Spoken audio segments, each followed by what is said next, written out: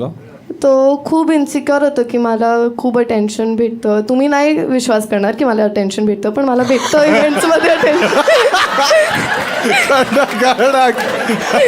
हे नाही मी थट्टा करत होते यार, मिळत होते तुला अटेन्शन यार. तू असं एकदम स्वतःवर नको घेऊ.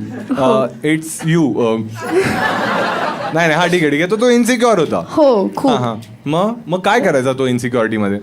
तो मला सांगायचो की आपण नंतर बोलू याच्यावर. तर मी त्याला सांगितलं तू माझं वडीलसारखं का वागतोय.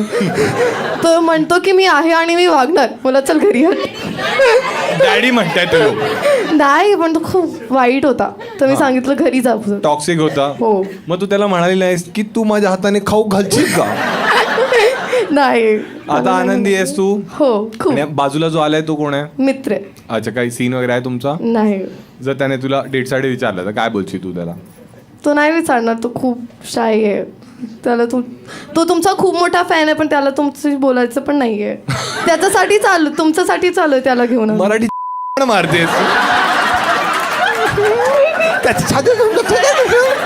So I sent one of your videos to him because I really liked it and I asked him की मला ह्याचं फुल व्हिडिओ बघायचं. तर यांचं नाव काय आहे?